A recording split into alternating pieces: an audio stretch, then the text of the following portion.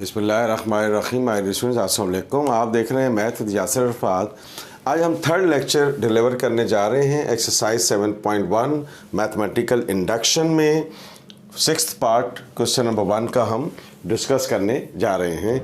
The same situation जो हमने पिछले दो लेक्चर्स में भी आपसे डिस्कस किया है, the same topic is going on.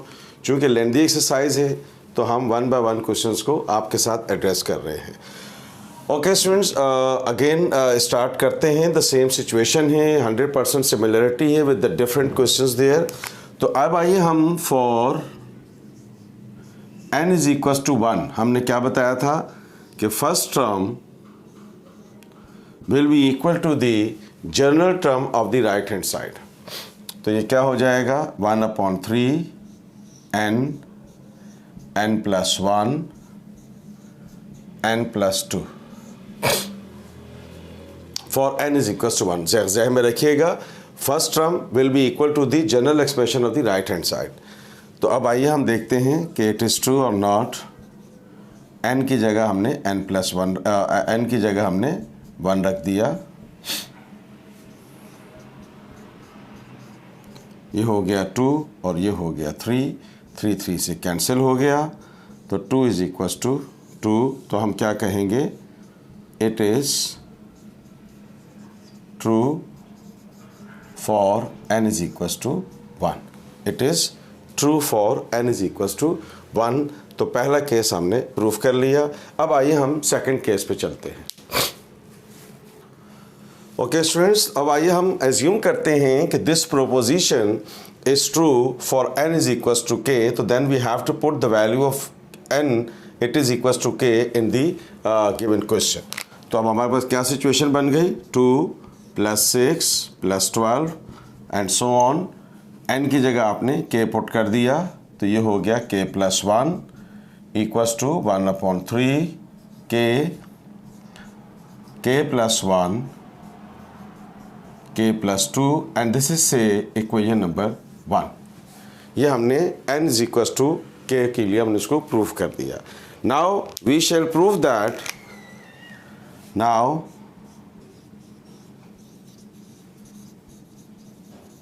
we shall prove that for n is equals to k plus 1, या k को k plus 1 से रिप्लेस कर दे, एक ही बात। तो अब इसका क्या मतलब हुआ, इसका मतलब ये हुआ कि 2 + 6 + 12 एंड सो ऑन। तो अब आपके पास क्या है, ये n है, तो क्या हो जाएगा k plus 1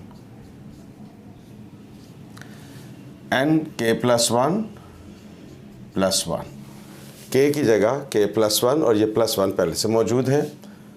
1/3 ये n की जगह k plus 1 n की जगह k plus 1 +1 पहले से मौजूद है। n की जगह k plus 1 और +2 पहले से मौजूद है। यानी कि जहाँ जहाँ n आ रहा है आपने उसकी जगह क्या पुट कर दिया, k plus 1। फिर हमने आपसे क्या कहा था, सिंप्लीफाई कर लें इसको। तो ये हुआ k plus 1 k plus 2 1/3 k plus 1 k plus 2 k plus 3। तो हमने पिछले क्वेश्चन में भी ये बात कर चुके हैं।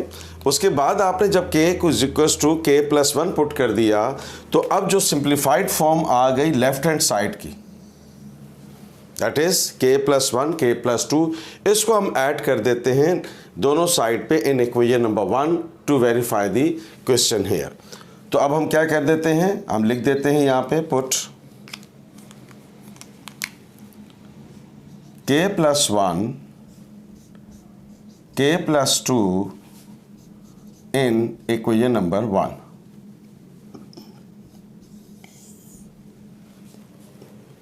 k plus 1 k plus 2 को हम इक्वेशन नंबर 1 में पुट करने जा रहे हैं, लेफ्ट हैंड साइड में भी और राइट हैंड साइड में भी।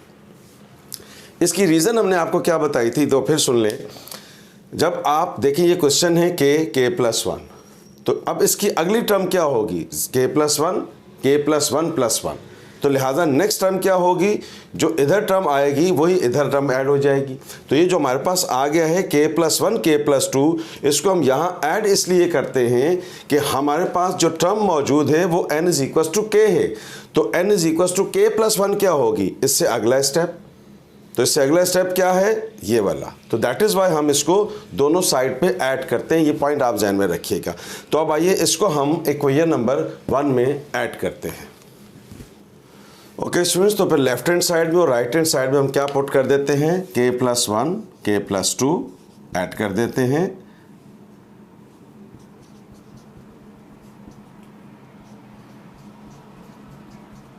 ये हमने k+1 k+2 ऐड कर दिया लेफ्ट हैंड साइड में, और इसी तरह से आगे हम राइट हैंड साइड में भी ऐड कर देते हैं।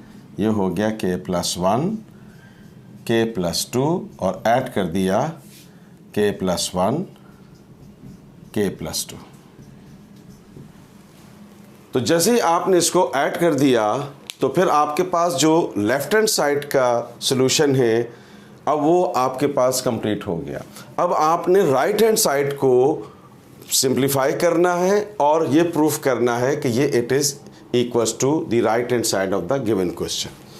तो क्या सिचुएशन बनी, the role of the left hand side is completed till this step when you have to add the k+1 k+2 on the both side दिया। ठीक है, तो अब आप देखें स्टूडेंट्स, इसको फिर हमने अलजेब्रिकली सॉल्व करना है। तो अब आप देखें यहाँ k+1 k+2 k+1 k+2 common आ रहा है, तो हम यहाँ से कॉमन ले लेते हैं। The role of the left hand side is completed. Okay, there is no need to make any change on the left hand side here. तो अब आपके पास क्या हुआ, k+1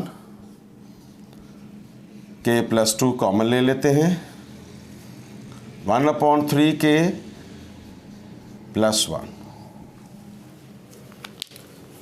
k+1 k+1 कॉमन आ गया, तो यहाँ क्या बच गया 1/3 k, और ये पूरा का पूरा फैक्टर बाहर आ गया, तो क्या बच गया 1 बच गया। तो just take out the LCM here, LCM ले लेते हैं। तो ये हो गया k+1 k+2 और ये हो गया k+3/3। Just take out the LCM in the two variables here. तो अब आप देखें कि 1/3 को कर दें साइड पे, और अब आइए हम सिचुएशन बनाते हैं। ये k+2 है तो मैंने लिख दिया +1 ये 1/3 आपने साइड पे कर दिया, और ये लिखा हुआ है k+3, तो मैं इसको लिख सकता हूँ k+1 + 2, क्योंकि मुझे सब के सब k+1 बनाने। अब आप इसको रीस्टोर करें, k+1 किसकी इक्वल है, n की इक्वल है। तो अब आइए देखते हैं कि क्या ये क्वेश्चन बन रहा है या नहीं। 1/3 ये आ गया, k+1 किसकी इक्वल है, n की इक्वल है, ये n बच गया, ये n+1 मौजूद है, ये n+2 मौजूद है। इसका मतलब है कि ये आपके पास राइट हैंड साइड आ गया। तो हम क्या कहेंगे, it is also true for n = k+1, hence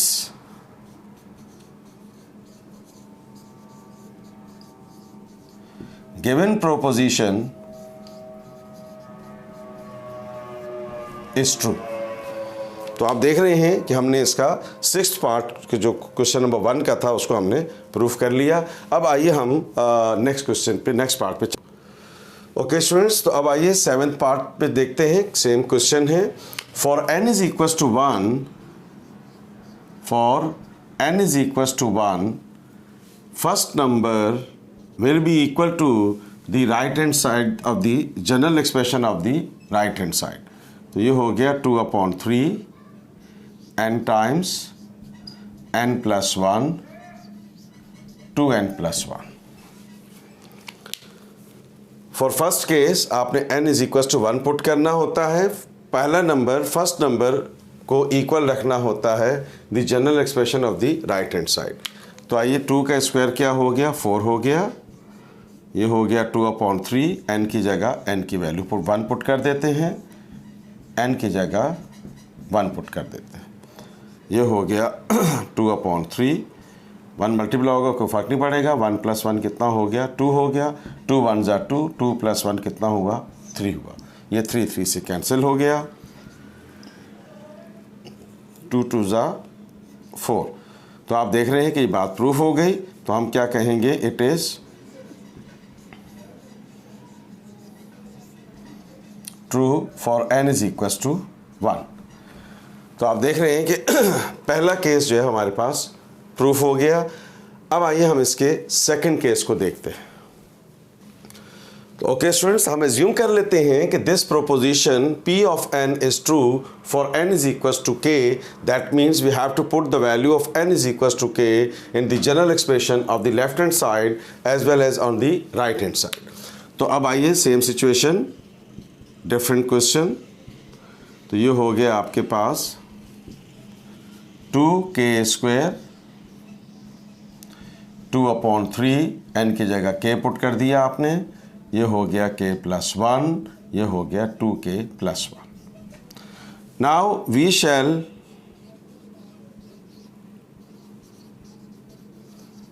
prove P of n is true for n is equals to k+1। तो अब हमने एज्यूम कर लिया कि ये जो सिचुएशन है it is true for n is equal to k+1 as well. तो अब जहाँ जहाँ आपके पास k की जगह k+1 पुट कर देना है, जहाँ जहाँ आपके पास n मौजूद है। अब n किसकी इक्वल है, k+1, तो आपने k+1 पुट कर दिया। ये हो गया 2/3, n की जगह k+1, n की जगह k+1 और 1+1 पहले से मौजूद है। और यहाँ देखेंगे ये लिखा हुआ है 2k की जगह आपने लिखा k+1+1। क्यों? ये लिखा हुआ है 2n+1, तो ये हो जाएगा 2 टाइम्स n किसकी इक्वल है, k+1, तो 2 टाइम्स k+1। तो हमने आपसे क्या कहा था कि जो जनरल एक्सप्रेशन है लेफ्ट हैंड साइड का, इसको आपने इक्वेशन नंबर 1 जिसको हमने कहा है में पुट कर देंगे लेफ्ट हैंड साइड में भी और राइट हैंड साइड में भी। तो अब हम ये देखें, ये हमारे पास सिंप्लीफाइड फॉर्म ही है इसकी। तो इसको हम, अब there is no need to simplify this one as well.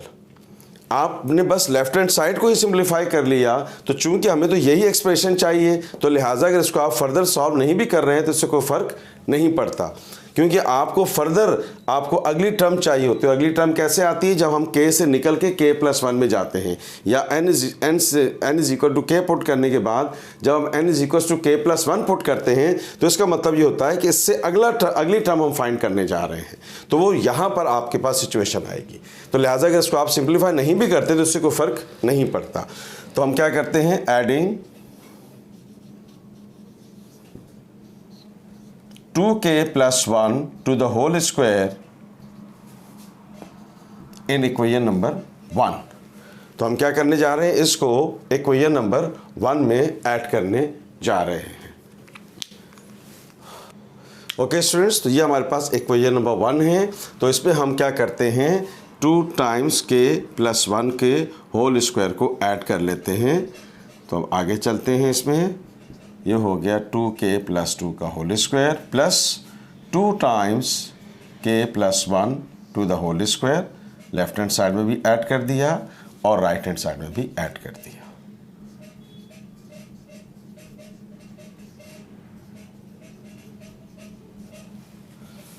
Two times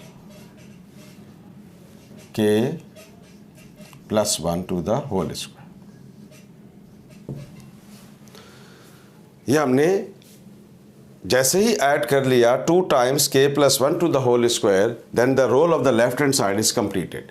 अब आपने लेफ्ट हैंड साइड में कुछ नहीं करना, just you have to simplify the right hand side and prove that it is equal to the general term of the right hand side of the given question.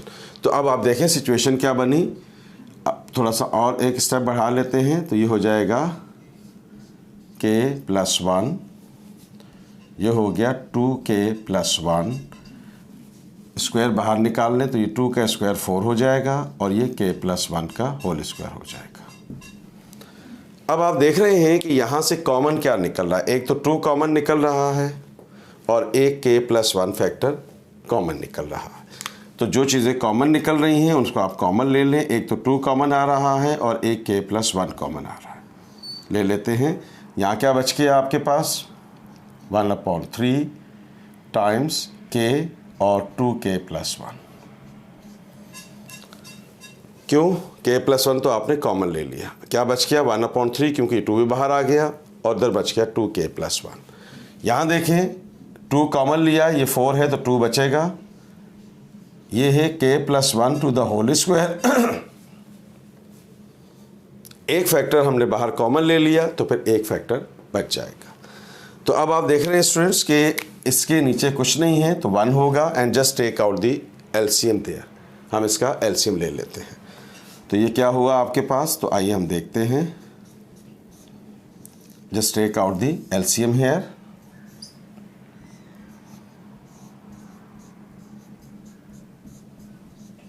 Three 2 ज़ा 6,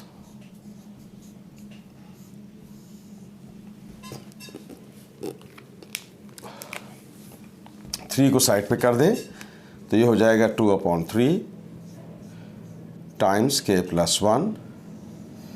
इसको आप multiply कर दें तो ये हो गया 2k², k1 ज़ा k, 6k हो गया आपके पास, और 6 1 ज़ा 6 हो गया आपके पास। तो अब आइए इसको हम फर्दर सॉल्व करते हैं। जगह कम है तो यहाँ लिख लेते हैं रेस करके। ओके स्टूडेंट्स, बाकी सब कुछ सेम रहेगा। 2/3 टाइम्स k+1 अपनी जगह रहेगा, और ये हो गया 2k², ये हो गया 6 + 1 दैट इज 7k, और ये हो गया 6।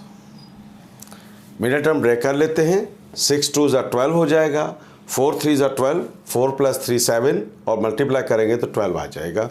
तो मिडिल टर्म ब्रेक कर लेते हैं इसकी। ये हो गया k+1, मिडिल टर्म ब्रेक कर लेते हैं। ये हो गया 4k + 3k + 6, 4 + 3 7, 4 3 ज़ा 12, 6 2 ज़ा 12, k² आपके पास आ जाएगा। मिडिल टर्म ब्रेक जैसे करते हैं, शुरू की क्लासेस में भी आपको इसका बैकग्राउंड होगा। तो ये हो गया 2/3 टाइम्स k+1। अब देखें स्टूडेंट्स, यहाँ से 2k कॉमन आ रहा है तो क्या बच गया k+2। यहाँ से 3 कॉमन आ रहा है तो क्या बच गया k+2। तो आप देख रहे हैं कि हमारे पास होल कॉमन निकल रहा है k+2 फ्रॉम दिस एक्सप्रेशन। तो ये हो गया 2/3 k+1। ये हमने क्या किया, k+2 कॉमन ले लिया तो क्या बच गया आपके पास 2k+3। अब आप देखें कि इसको रीअरेंज करना है ताकि that side become the right hand side of the general expression of the given question. तो अब आप देख रहे हैं कि 2/3 अपनी जगह मौजूद है, आ गया हमारे पास 2/3। k+1 ये पहले से मौजूद है तो ये n बन जाएगा। अब आप देखें कि ये k+2 है तो मैं इसको कैसे लिख सकता हूँ, k+1 + 1। यहाँ आप थोड़ी सी रीअरेंज करनी पड़ेगी बात आपको कि ये 3 है तो मैं लिख देता हूँ 2 + 1। 2 + 1 क्या होता है 3, क्यों लिखा, ताकि 2 कॉमन ले लें तो k+1 बच जाए। तो यहाँ जब भी एक्सप्रेशन आएगा उसको आपने तमाम अलजेब्रिक टेक्निक्स को अप्लाई करके k+1 के फॉर्मेट में चेंज करना है। तो अब आइए देखें स्टूडेंट्स, ये हो गया k+1, k+1 + 1, और यहाँ पर आपने 2 कॉमन ले लिया तो ये बच गया k+1 और +1 यहाँ पे मौजूद है। तो अब आप देखें ये k+1 बन गया, ये k+1 बन गया, और ये k+1 बन गया। अब आइए इसको इससे कंपेयर करते हैं कि क्या ये चीज़ बन रही है। 2/3 ये मौजूद है, k+1 किसकी इक्वल है n, तो ये n आ गया। k+1 n की इक्वल है तो ये n+1 ये बन गया। k+1 किसकी इक्वल है n, तो ये हो गया 2n+1, ये 2n+1 मौजूद है। तो that means it is the right hand side of the general expression which is given to you in the question. तो हम क्या कहेंगे, it is also true for n is equals to k+1, hence given proposition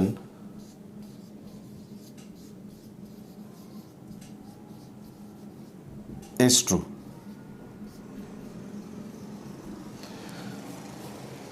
okay students, आज का third lecture था जो हमने deliver किया। इसमें हमने 6 और 7 part question number 1 exercise 7.1 first year Karachi board हमने आपसे डिस्कस किया।